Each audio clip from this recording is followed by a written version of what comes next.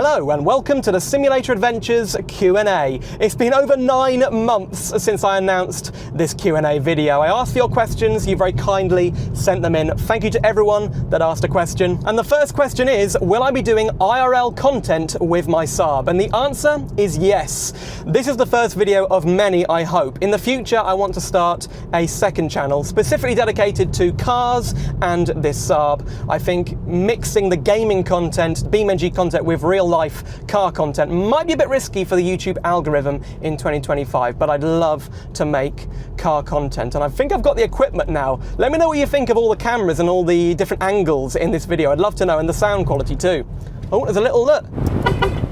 Look at that. What is that? What are those things called? I don't know what they're called. Peacock? A duck? I'm following a duck. Get out the road. Come on. There you go, he's off. So yeah, I apologise for this video not happening for so long. I'm kind of a perfectionist, so I wanted all the camera work to look good. I had issues with recording with my phone in the car, so I'm using some action cameras and a nice wireless mic down here, which really improves the sound quality. Here we go, this is quite a difficult junction. Give me a second. No one's coming, I don't think.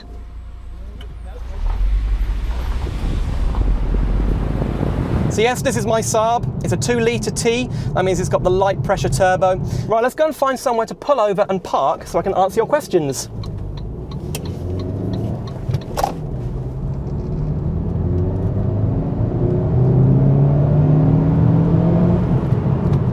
The next question is from Nice Loves Mercs. Have you tried night panel on your Saab? Now, this is a very weird feature that Saab have, and it's down here, look. Night panel, this button here. And when you press that, watch what happens to the gauges. Ready? I don't know if you can see this. They all go off.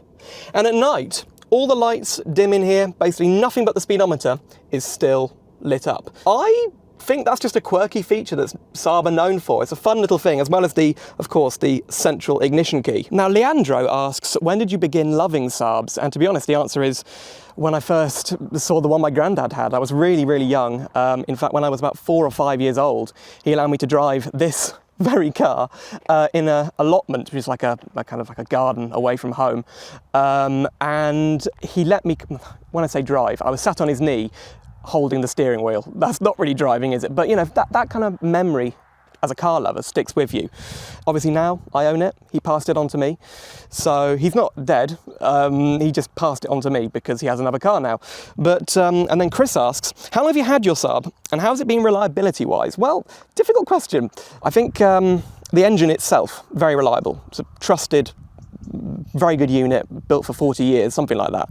But the bits around it, the turbo, the intercooler, the oil cooler, or was it the oil pump? No, it was the oil pump had to be fixed.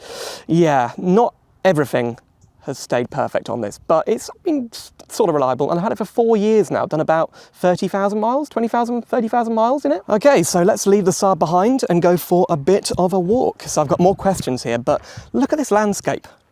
It's pretty amazing, right? I really, really like it here. This is a hill over a place called Wantage, and Wantage is in Oxfordshire. We're actually at the very southern tip of Oxfordshire. So over there somewhere, 30 miles in the north, is a place called Chipping Norton, which is near where Jeremy Clarkson's farm is.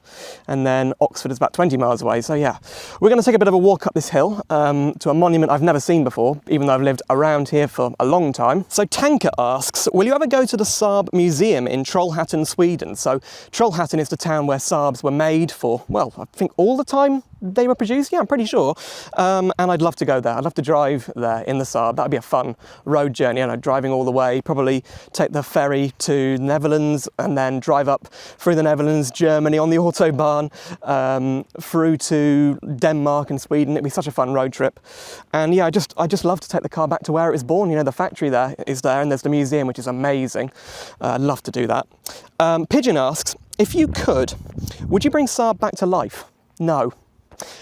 And I'll tell you why, because, whoop, falling over, Saab kind of went bankrupt with some dignity left intact, some integrity, right? Unfortunately, you see Jaguar now, even Volkswagen is struggling. A lot of car makers are struggling, and they're kind of not sticking to their roots. You know, their ethos is disintegrated, and Saab, you know, had a terrible last year.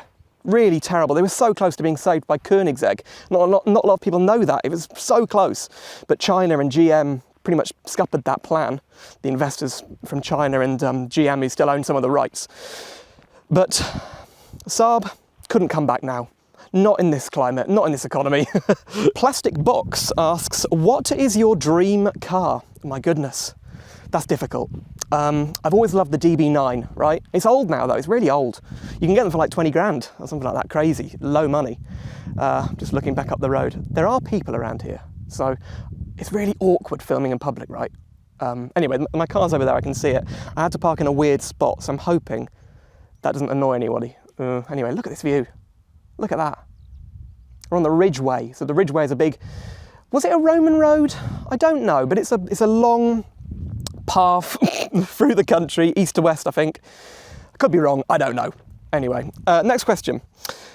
What are some cars you would like to own, or at least drive in your lifetime? This is from Beambot, of course. Beambot, long-time friend of the channel. Beambot, I don't know. I always liked the RS7, the Audi RS7. Specifically the one built between like 2013 and 2018, I think it was. That generation of Audi with the pop-out screen, you know? The pop-out navigation screen. Love it. I wish all cars had that, you know? Just, I don't want to see it all the time. Put it away when you're like, you know, pootling around town. I don't want to see that. What other cars? I'd love a 911. I'd love a 911 of a certain era, not like a modern one, like a kind of 80s or 90s one. Now, this is a good one. Sisavili, sorry about that name. What car would you choose if you're locked in it forever? Now, that is a very interesting question. The fly's attacking me. Goodness me. I think a Rolls-Royce Phantom, because it's got everything you need. It's like one of those Emirates first-class rooms in there, isn't it? There's so much room in there. You can lie down flat, sleeping on the extended wheelbase ones. Yeah, it's like a house, isn't it, basically? And they cost as much as a house as well. Nerf God, big guy. Why and how did you start YouTube and playing BeamNG? Who was your inspiration and influence? Well, I'm 25 now, so I'm from an era when YouTube was really taking off in like 2010, 2012 was when I first kind of watched YouTube. And I remember 2013, I saw people like Squirrel, Nerd Cubed, play BeamNG, and also a guy called Simulated Heaven, who is he's a friend of mine now. He was a relatively big YouTuber back in the day, I mean, like 25k subs, which was a lot back then. And he did simulation games in a kind of serious way, which, I mean, people still today don't play simulation games in a very serious way. I am covered in cobwebs. This is ridiculous. So he was a big influence to me, huge influence to me. Why are you Simulator Adventures? This is from GS Like. Again, it's Simulated Heaven to blame. I don't think it's a bad name, you know, we're up to nearly 100,000 subscribers now.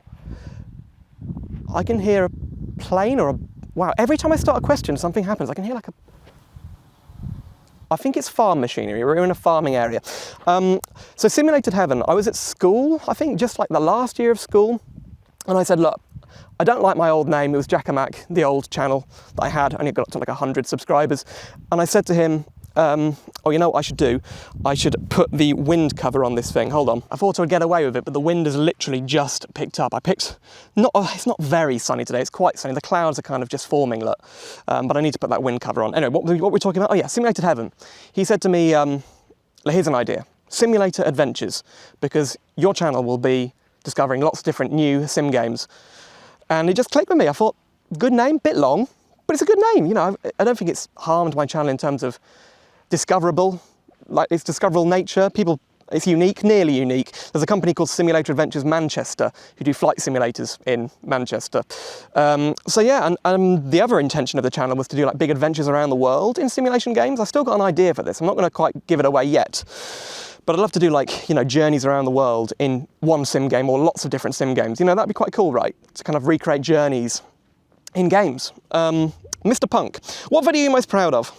Whoa, probably the top 10 most downloaded BeamNG mod video. That was the first one I did, which took literal days. I mean, like 5 or 6 days of work, research and putting it together. I think I'm good at research, and I put a lot of research into my videos. My editing skills could be improved, but any video that I've had to do research for, you know, I did that video about Responding, which is a police simulator. The guy actually reached out to me and said, you know, thank you for this.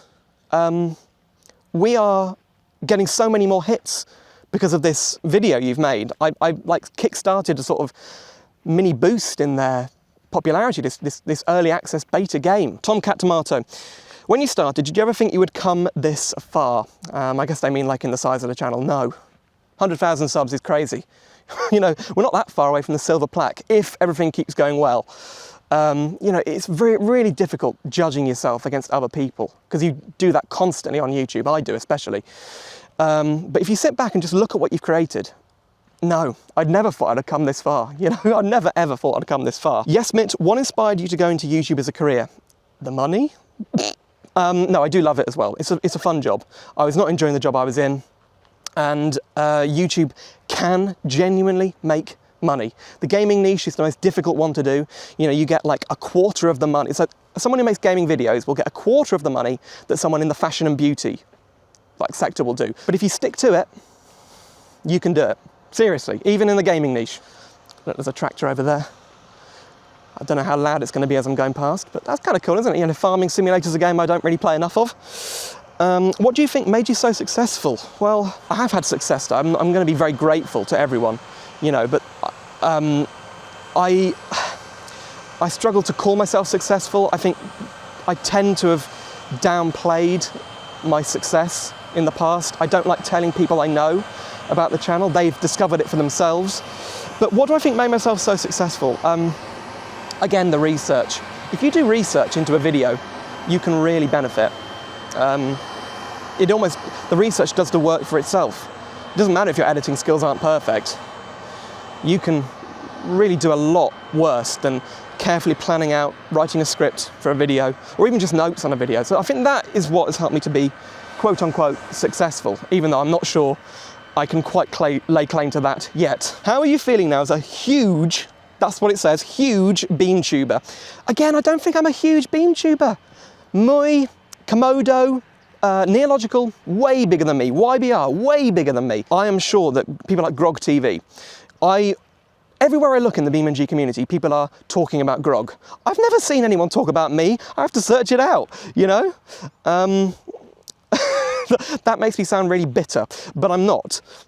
By the way, if Grog is watching, I would say it would be really fun to do some kind of like IRL challenge, like we could do like all the British beam tubers getting together, right? That would be really fun. Anyway, it is unreal though. I'm making myself sound like I'm not grateful for this, but I am, you know? 100,000 subscribers is nowhere near huge anymore, but it's huge for me. You know, I had a channel that had 100 subs, another channel that had 550. Now look at this thing. This is the Lord Wantage Monument. Unfortunately, I didn't look up who Lord Wantage was, but I'm guessing he was the Lord of Wantage. Oh, let's get up here. Blimey, that's a steep step. Here we are. Nice. We can have a look at the view from here. There's a sign for the Ridgeway down there. Didcot Power Station. Looks like it has actually been spewing stuff out today. I didn't think they were still running it. Okay, I'm in the shade now, that's a bit nicer. If YouTube didn't work out for you, but you could get your absolute dream job, what would it have been? Well, I studied politics, and I love politics. Just don't like the idea of being a frontline politician, you know, like an MP or a parliament member or a congressman, you know, whatever you call it in your country. I wouldn't want to be that. I would love to do some kind of back room stuff, researching or policy making, things like that. I know I never talk about politics on my channel, pretty much never, and I'm not going to change that now. I'm not going to talk about my politics. You don't want to hear it, I don't want to talk about it. NJ Gamer, how much money have you spent on games in your videos? Yeah, so I have done the calculation for what my Steam account is worth, because I have like 1,800 games, which is too many, but a lot of them I've got from like giveaways and freebies. You know, you can always look up what is the free game that week on Steam, and there are lots of them. The other thing is that once you get to about 30,000 subscribers on YouTube, some sponsorships and freebies start coming in. So you get like people saying, review our product, and they'll send it to you, review our game. There's a site called Keymailer, which is brilliant. Keymailer basically is a place for you to request games to review. That is so steep. Look at that, Jesus me. Okay, yeah, Keymailer is a great site. So if you're a YouTuber and you've got about 30,000 subs, I would recommend going onto there. Brilliant place to request games. So yeah, I have spent a lot of money on games, but Luckily, there are alternatives and you can get freebies as long as you review them, right? As long as you actually review the game, they will keep giving them to you. BeamBud17YT. Was there ever a time when you wanted to just quit the channel? Yes, absolutely there was. In about 2021 and 2022, I just thought, I'm done. And that happened probably 2 or 3 times. But then someone would comment something really nice on the video. Someone would give me encouragement, or I'd see a video that I thought, I want to do something like that. I want to, or a mod would come out for BeamNG and I thought, yes, I've got to review that. Those are the things that like kick-started me back into video production. Latte, what mods did you have the most fun reviewing? Oh my goodness. I've written something down here. I can't read it, hang on. That's the Hirochi Outlaw. I had to think about this last night. The Hirochi Outlaw, that bike mod was a trendsetter back in no, goodness, that was this year. My goodness me, that was early this year. We'd never seen anything like it before. It was so much fun to record. I mean, a lot of it was cut out of the video because, as you can imagine, a bike mod, failing a lot, falling off the bike, things like that. So I enjoyed it a lot. Adabo, of all the BeamNG mods released for BeamNG, Of all the mods released for BeamNG Drive, which do you think made the biggest impact on the community's mod scene? So good question. I think it's the Wilkinson brother mods. The Procyon Centauri by Finn Wilkinson and the Hirochi CCF by Theo. We've never seen anything like that. Even today, they're top quality, right? So much interactivity, great textures, great modeling, vanilla quality, and they're still cutting edge 2-3 years on from their release. I mean, the Hirochi CCF is pretty much the only mod with a fully interactive screen in the center, right? Will you ever do your own BeamNG mod? Probably not. I mean, I've only just learned how to edit videos. Not quite, but yeah, it takes so much time to learn modeling and texture work. And having talked to many different modders over the years, they put their heart and soul in it for 2 or 3 years, some of these mods. It's crazy. So unfortunately, until I can get like assistance with this channel, with the editing work, to cut down the amount of time I have to work on it, I won't have much time for other activities, I don't think. Joby1 Kenobi, what's your favourite BeamNG moment? Probably the Need for Speed Most Wanted map mod video, because I put some arcade mods in there and the Lamborghini Countach. That was a lot of fun. Oh yes. Amazing combination of mods in that video. It brought back the memories of playing the Need for Speed games way back when you know, you're seeing them through rose-tinted glasses now. As a kid, all games seem much better than they are when you play them as an adult. And it felt like I recaptured that moment. Just for a brief time recording that video, it was amazing. Automotive Admiration asks, what would you say the greatest racing game of all time is? Well, from a technical standpoint, I would say this isn't true, but overall, it's got to be Gran Turismo 4. Gran Turismo 4 has the best vibe of any racing game. It's so nice and chill, right? And no other game, well, maybe Forza Motorsport 4 did this a bit, but no other game has created as enjoyable a career mode as Gran Turismo 4, because you genuinely felt that there was a learning curve. Like you had to decide what car was right. You had to struggle to earn the money to buy a better car, whereas now in Forza Horizon and Forza Motorsport, you know, rip Forza Motorsport, but now you get given a Ferrari after an hour's play. Basically. TPW, what type of vehicle would you like to see in BeamNG that's not already in-game? A roadster or a convertible? Specifically a British sports car, like an MGB or a Triumph Spitfire, something like that. That'd be perfect. You know, we need a British car in the game, right? I think Britain is one of the only countries that's not really represented in BeamNG vanilla yet. I'm covered in cobwebs. Dax Specs, what games do you regret buying and what do you not regret? Why am I saying regret? Regret buying. Tarkov. I absolutely regret Escape from Tarkov. They've ruined that game. It's full of hackers. Unfortunately, Tarkov, they've really dropped the ball on marketing and selling that game. So Tarkov now, they're saying you have to buy the game again to play it on Steam, which is like, what are they doing? And you know, they're really expensive, the editions of that game. So I'm not happy with that. The game I don't regret buying is Cyberpunk 2077, and I bought that week 1, day 1 probably. I enjoyed it even then, and I haven't finished the story all these years later because I just love driving around the world. Every few months I think, I'm gonna go back into Cyberpunk and drive around the world. I love that. And so all the kind of scandal about the game releasing in such a poor state, I didn't experience because I loved it. you know.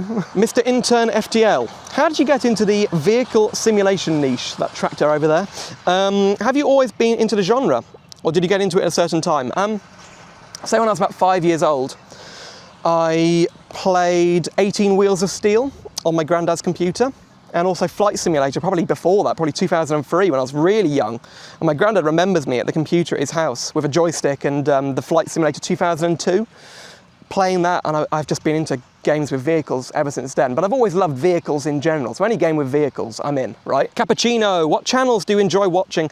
I do not watch as much YouTube as I used to, but I do watch the other BeamNG YouTubers. I don't usually finish the videos because, you know, you're thinking, is this the best use of my time? But I like to see what all the BeamNG YouTubers are doing. I do watch some of their videos and I try and keep up on what they're doing.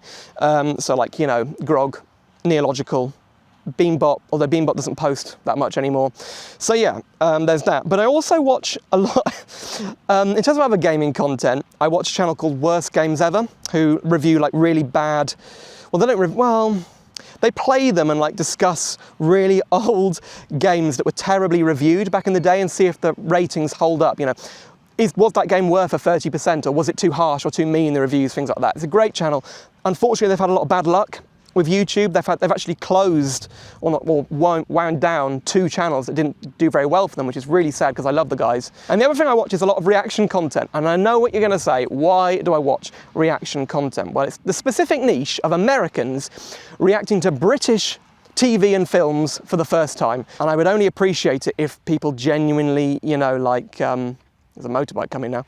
If people genuinely react to the content, you know, stop the video every now and then and talk about it rather than just watching it verbatim. Red-Bellied Gaming, good name, I like that. What project do you see yourself working on next? Well, if the YouTube channel continues to grow, I'd love to hire like a team of people who could help with what I'm doing and like maybe allow them to have creative input and create their own content. I would love to have a company basically that runs a YouTube channel, but I'd love to do like documentaries on YouTube, documentary films on YouTube about gaming, tech, history, cars, stuff like that would be absolutely amazing. I'd love to do that.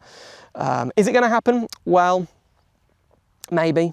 Maybe if this channel continues to grow and I have the financial stability of being able to have my own place and then be able to have an office, oh, it's going to be so expensive. I know this is not a good plan. It's a risky plan, let's just say. And then finally, Gaming Ocelot asks, and they're one of our moderators, when are you going to start paying me?